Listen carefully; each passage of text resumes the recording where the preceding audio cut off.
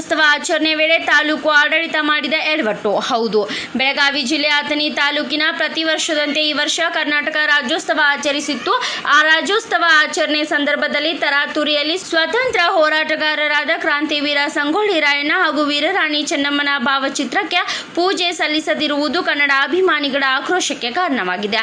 ತಾಲೂಕು ಆಡಳಿತ ನಡೆಸಿದ ಪೂರ್ವಭಾವಿ ಸಭೆಯಲ್ಲಿ ಸಂಗೊಳ್ಳಿ ರಾಯಣ್ಣ ಮತ್ತು ವೀರರಾಣಿ ಚೆನ್ನಮ್ಮನ ಪ್ರತಿಮೆಗೆ ಪುಷ್ಪಾರ್ಚನೆ ಸಲ್ಲಿಸಿ ಗೌರವಿಸಲಾಗುವುದು ಎಂದು ಹೇಳಲಾಗಿತ್ತು. ಆದರೆ ತರಾತುರಿಯಲ್ಲಿ ನಡೆದ ಆಚರಣೆಯಲ್ಲಿ ಅಧಿಕಾರಿಗಳು ಸ್ವತಂತ್ರ ಹೋರಾಟಗಾರರಿಗೆ ಅವಮಾನ ಮಾಡಿದ್ದಾರೆ ಎಂದು ಕರ್ನಾಟಕ ರಕ್ಷಣಾ ವೇದಿಕೆ ತಾಲೂಕು ಅಧ್ಯಕ್ಷರಾದ ಅಣ್ಣಾ ಸಾಹೇಬ್ ಆಕ್ರೋಶ ವ್ಯಕ್ತಪಡಿಸಿದರು. ಅಥಣಿ ಒಳಗೆ ಏನು ಕನ್ನಡ ರಾಜ್ಯೋತ್ಸವವನ್ನು ಆಚರಣೆ ಮಾಡಿದ್ದು ತಾಲೂಕು ಆಡಳಿತದಿಂದ ಅದೊಂದು ಕಾಟಾಚಾರದ ಆಚರಣೆ ಅಂತ ಹೇಳ್ಬೋದು. ಯಾಕಂತಂದರೆ ಪೂರ್ವಭಾವಿ ಸಭೆಯಲ್ಲಿ ನಾವು ನಿರ್ಧಾರ ಮಾಡಿದಂತೆ ಅಥವಾ ಚರ್ಚೆ ಮಾಡಿದಂತೆ ತಾಲೂಕಾ ಮಟ್ಟದ ಅಧಿಕಾರಿಗಳು ಒಂದು ಕಾರ್ಯಕ್ರಮವನ್ನು ಮಾಡಲಿಲ್ಲ. ಯಾಕಂತಂದರೆ ಪೂರ್ವಭಾವಿ ಸಭೆಯಲ್ಲಿ ನಿರ್ಧಾರ ಮಾಡಿದಂತೆ ನಮ್ಮ ಅಥಣಿ ಪಟ್ಟಣದ ಪ್ರಮುಖವಾಗಿರ್ತಕ್ಕಂಥ ಸ್ವಾತಂತ್ರ್ಯ ಹೋರಾಟಗಾರರಾಗಿರ್ತಕ್ಕಂಥ ವೀರರಾಣಿ ಕಿತ್ತೂರು ಚೆನ್ನಮ್ಮಳ ವೃತ್ತವನ್ನು ಅಲಂಕಾರ ಮಾಡಿ ಅಲ್ಲಿನ ಭಾವಚಿತ್ರಕ್ಕೆ ಒಂದು ಹೂಮಾಲೆಯನ್ನು ಅರ್ಪಿಸಬೇಕು ಅಂತ ಹೇಳಿದ್ವಿ.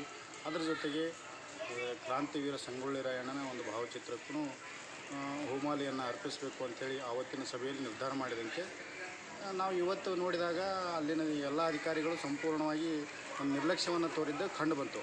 ಆದ್ದರಿಂದ ನಾವು ಕರ್ನಾಟಕ ರಕ್ಷಣಾ ವೇದಿಕೆಯಿಂದ ತೀವ್ರವಾಗಿ ಖಂಡನೆಯನ್ನು ಮಾಡುವ ಮೂಲಕ ನಾವು ಮಾನ್ಯ ಶಾಸಕರ ಗಮನಕ್ಕೆ ತಂದಾಗ ತಹಶೀಲ್ದಾರ್ ಅವರು ತಕ್ಷಣ ಎಚ್ಚೆತ್ತುಕೊಂಡು ಪುರಸಭೆ ಅಧಿಕಾರಿಗಳಿಗೆ ಸೂಚನೆ ನೀಡಿ ಅಲ್ಲಿ ನಾವು ಹೇಳಿದ ನಂತರ ಒಂದು ಮಾಲಾರ್ಪಣೆಯನ್ನು ಮಾಡಿದಂಥ ಪ್ರಸಂಗ ನಡೀತು.